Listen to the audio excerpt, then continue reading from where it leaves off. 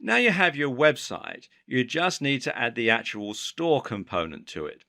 Again, this is very easy thanks to tools that practically automate the process for you.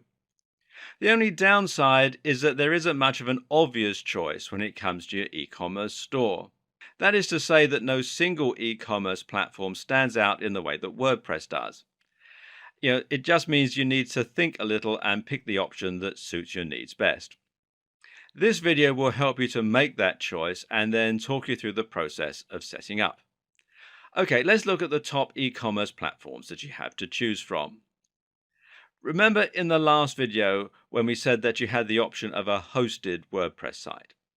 Well, you also have the option of choosing either hosted or self-hosted e-commerce platforms.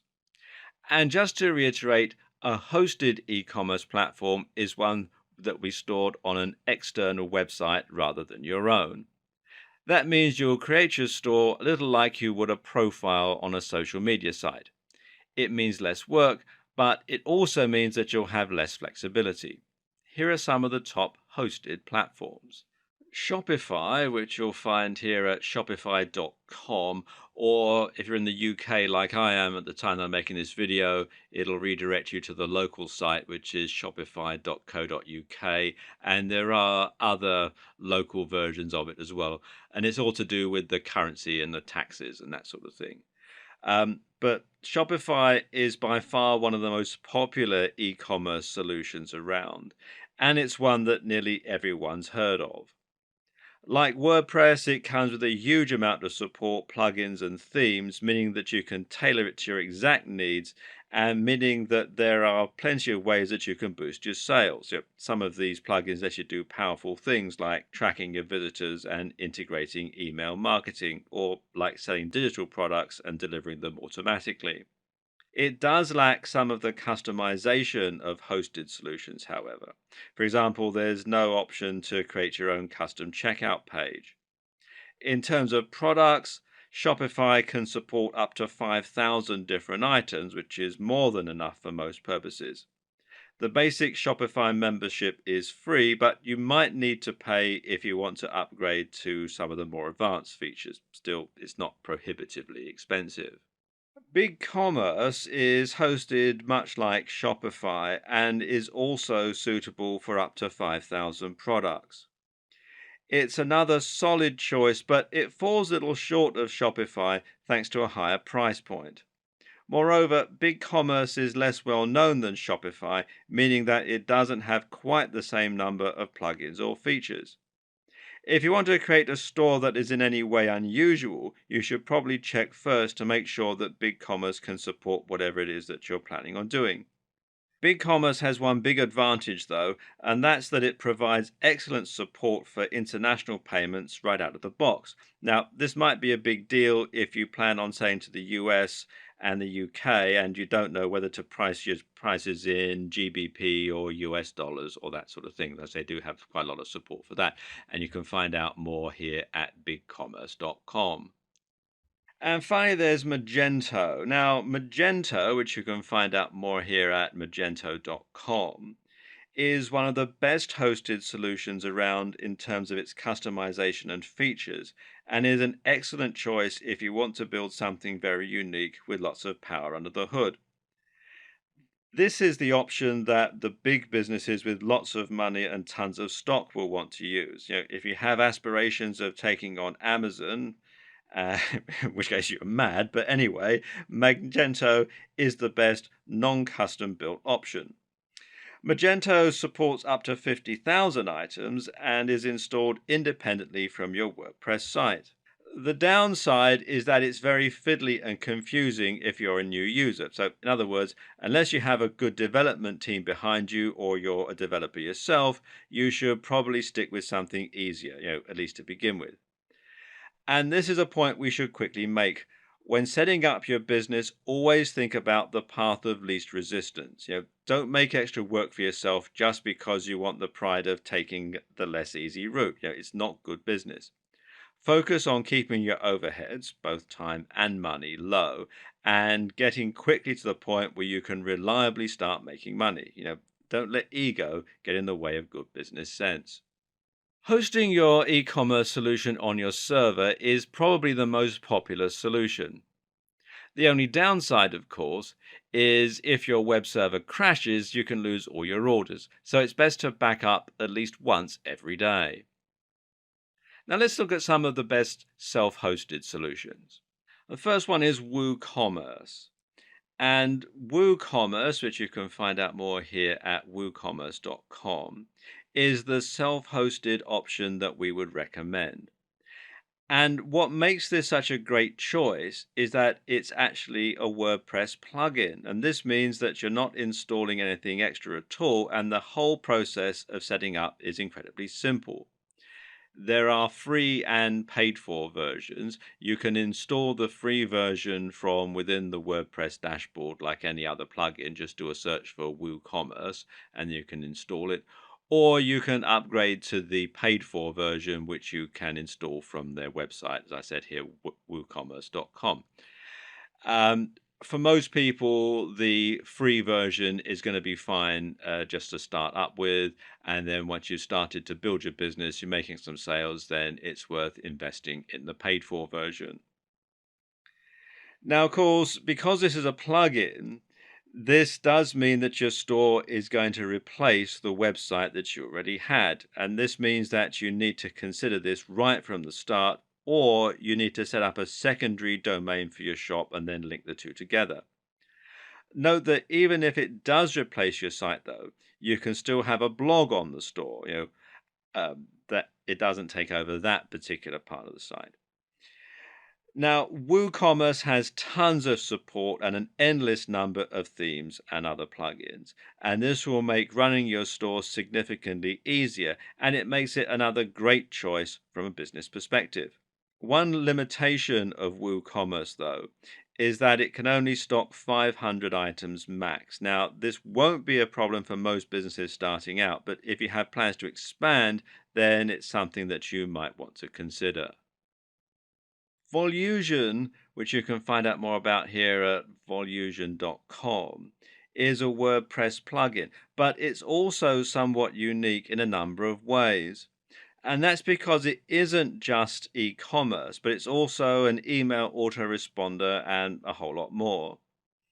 Volusion lets you track your visitors and your leads and see who's looking at your products and who's reading your emails. Volusion is something that many internet marketer types might feel quite at home with, but note that it's not particularly powerful or feature packed when compared to other e commerce solutions, and it's only really suitable for a small number of products. We're not going to go through every single e commerce platform setup process here. However, as Shopify and WooCommerce are probably the best hosted and self hosted options, respectively, it might be useful to look at least two platforms and how you get started. We'll look at Shopify in this video and WooCommerce in the next one. Shopify offers a 14-day free trial, which makes it easy to set up and start playing around and to decide if this is the right choice for you. To get started with that, head over to Shopify's site, and then you can either enter your email address in here and click on Start Your Free Trial, or you can come up here to Get Started. So just click here on Get Started. And it takes you through to this page where it says Start Your Free 14-day trial of Shopify. And you enter in your email address, password, and your store name, and then you click here to create your store. So let me just pause the video while I do that. Okay, that's done. So all I need to do now is click here where it says create your store. And it goes through all this sort of processes. And there we go, it says success, your store is ready to go. Now you have to add an address to set up currencies and tax rates. So again, I'll just pause the video while I do that. Okay, I've got all that in. This is all made up, by the way. So please don't turn up at my office looking for me because I don't really work there. Okay, so then just simply click on Next. Okay, then they want some information about yourself. They want to know, are you already selling? And you can choose from these options here. So I'm just playing around, so I'll put that in. And how much revenue does your business currently make in a year? Well, I'm just getting started, so we'll say $0. And then, are you setting up the store for a client? If you are, then you check that box there, and then click here that says enter my store.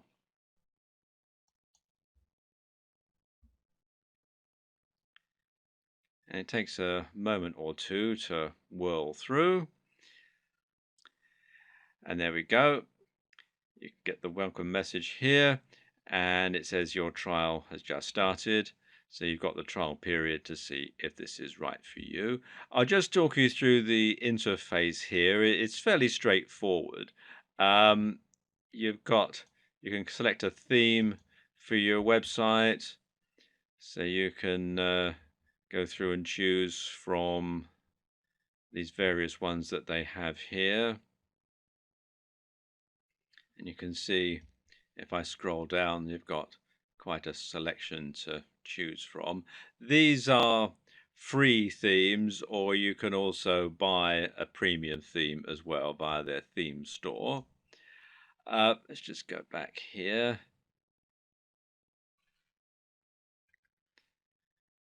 Go back to the home here.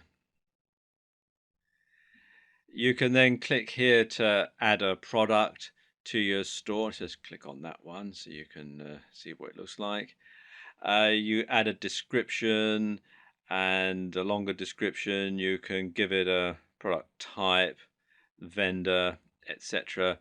Then you want to add an image which you can upload from your computer. You want to make sure that it's a nice, compelling image, something that's going to encourage people to actually make a purchase. Of course, you'll also need to add payment details if you want to start getting paid. With all that done, your store is ready to go live. It really is that quick and easy to start selling and to start profiting in a big way, well, potentially. If you want to add extra functionality to your site, you can start adding apps as well, which work just like WordPress plugins to enhance the features of your store. There are numerous apps that you can add to a Shopify store, and you can find them by selecting Apps on the left-hand side of the screen in the burger menu. For example, if you want to sell digital products, then you can do this by using digital downloads. This app allows you to sell your products digitally and thereby make money from ebooks, etc., without having to email them to your buyers. Another great one is Pre-Order Manager. And this does what it says, and it lets people pre-order your forthcoming products. The great thing about this is you can use it to get people excited about your forthcoming products and to build a buzz, and it can even be a way to make sure that there's a market for your product before you invest too much time into creating it. And finally, consider recurring orders by Bold Apps. This app allows you to charge your customers on a recurring basis. This is excellent for selling your products on a regular basis. For instance, if your customers want a monthly supply of protein shake, or if they want a subscription that will give them something new to read every week. Either way, recurring orders are very good for your cash flow, as they can provide you with a much more stable and predictable income, and they convince your customers to potentially lay down more money for what you're selling up front. If you thought creating a Shopify store was easy, creating a WooCommerce store is even easier. The free version of WooCommerce is very easy to install via the WordPress dashboard. What you want to do is log in, click on plugins, and then add new. And then where it says search plugins, you type in WooCommerce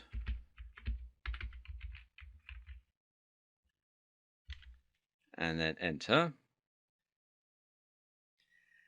And you can see it shows it here, WooCommerce by Woo Themes. And then you simply click here where it says install now.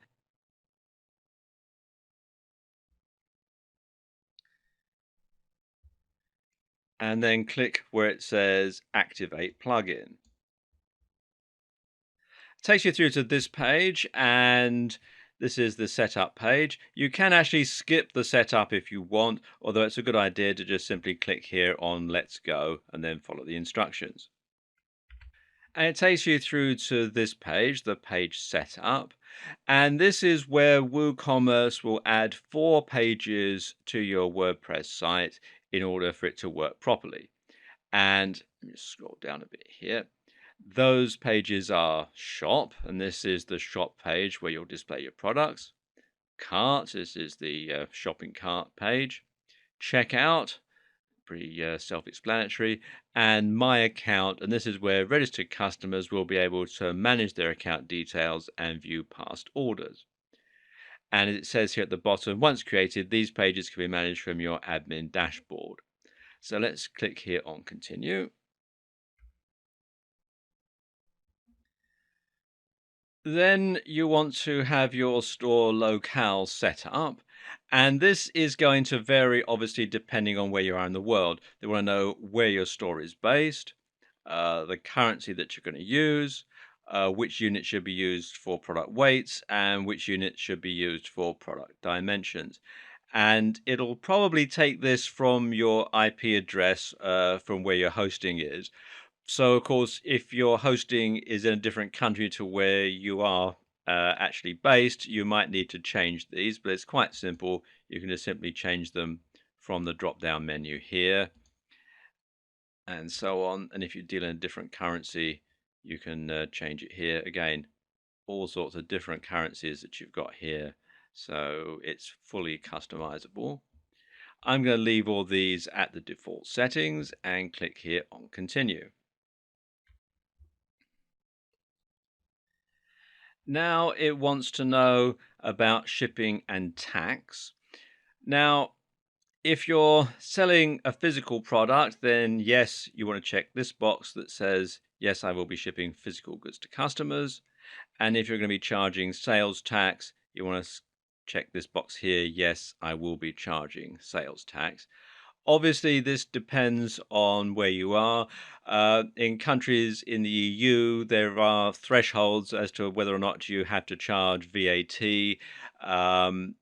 So if you're not reaching that threshold, then you don't need to charge VAT, so you can leave this box unchecked. If you're in the US and you have to charge sales tax based on your location, on the state that you live in, or the town or city, then obviously you would need to check this box as well. So let's just check this box, yes. And then you want to know how you're going to enter the product prices, whether they're going to be inclusive of tax or exclusive of tax. In the UK and most EU countries, the prices are inclusive of tax. So I'm going to check that radio button. In the US, of course, most prices are exclusive of tax, so you need to keep this radio button checked. Then they'll want to know your country, state if you're in the US or Australia, and the tax rate. And as you can see here in the UK, our VAT rate is an eye-watering 20%. So that's all set up. So I'm now going to click here on continue. Next step is to set up payments. And it comes with a couple pre-installed, PayPal and Stripe, but you can also take additional payment methods, although there is an extra charge for the extra plugin. You can take PayPal, check payments, backs transfer, or cash on delivery. I suspect most people who are watching this video will probably want to accept PayPal, so let's check that. Now you want to enter your PayPal email address in here and then click on here for continue.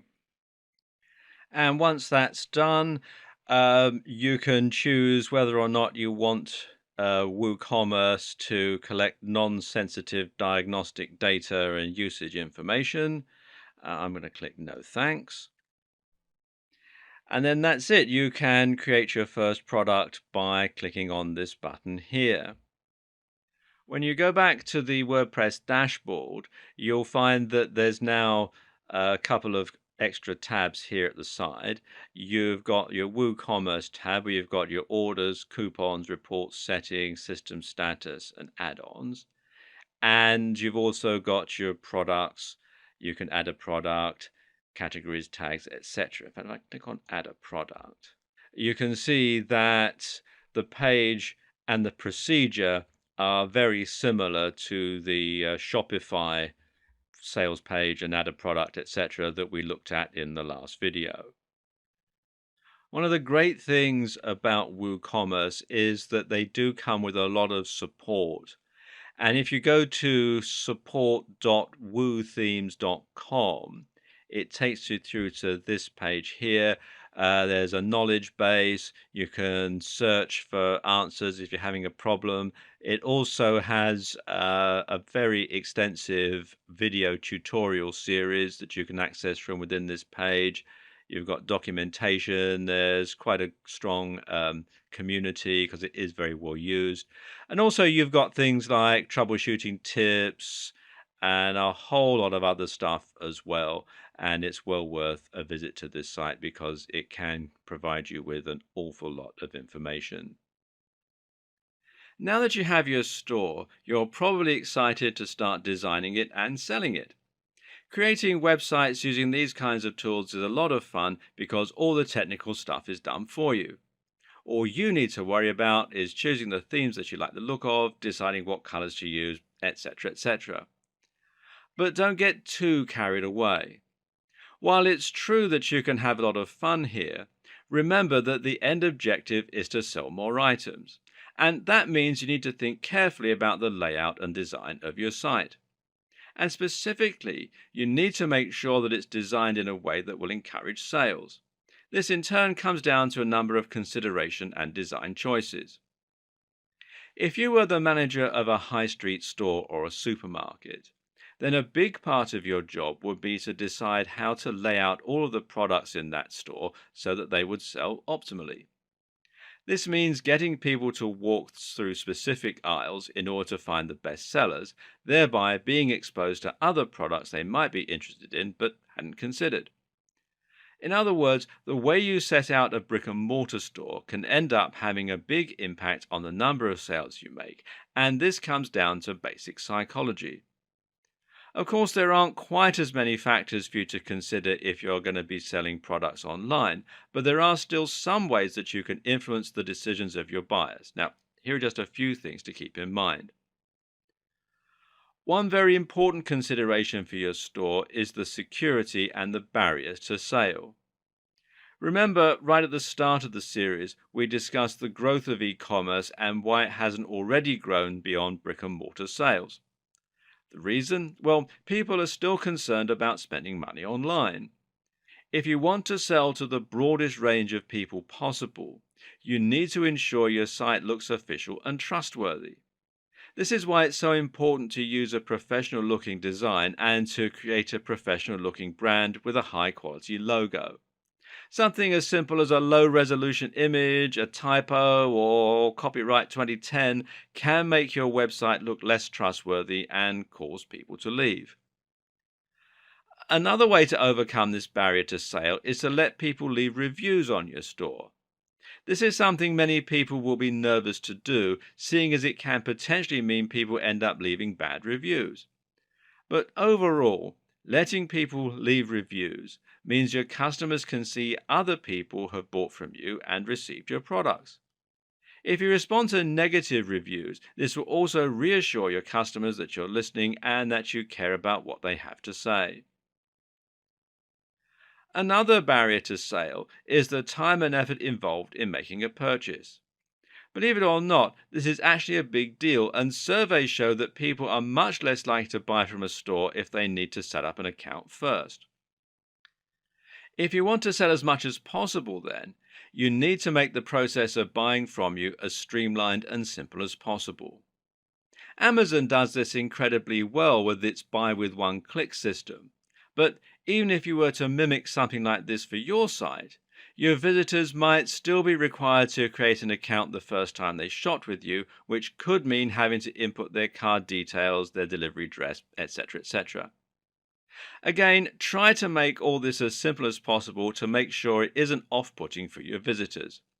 For example, one thing you can do is to use PayPal to handle your checkout process.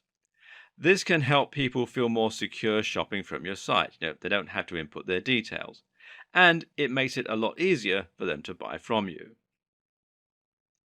POS stands for point of sale, and it's a concept that relates to the barrier to sale that we were just talking about. In a high street store, you'll often find something called point of sale display. This is a display that will promote and sell a cheap product while people are waiting in the queue. You've no doubt encountered these before, and that's because they work. The thing to understand is that when someone has made the decision to buy from you, they will already have made that important psychological step that turns them into a prospective buyer. Prior to this point, they're still umming and ahhing about whether they want to bother setting up an account or whether they want the guilt of spending money. Once they're checked out, they've already gone through the hard bit.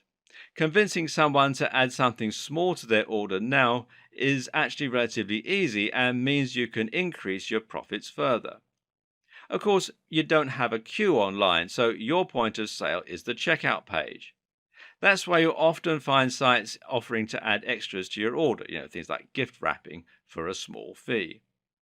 On an unrelated note, you also need to think carefully about the color scheme and palette of your e-commerce site design. What's key to understand here is that different colors can have different effects on your customers. For example, the colors red and orange actually make people feel slightly more impatient and have even been shown to elevate the heart rate. People very often find red color schemes somewhat uncomfortable, and this can be used to your advantage. For example, this is actually the reason that a lot of fast food joints are red or orange in their color scheme. The uncomfortable color palette means that people don't quite feel comfortable to spend a long time eating, and this means that the store can accommodate a higher turnover of customers and make more profit as a result. And likewise, it turns out that if a buy now button is red, it becomes more likely to be clicked more regularly. Conversely, though, if you want people to take their time to explore your site in a sort of more leisurely manner, then you need to make sure that you use cool and relaxing colors, like blues. Also important is to make sure that your color scheme allows you to use contrast. In other words, you need to avoid making your color palette too bright and your layout too busy.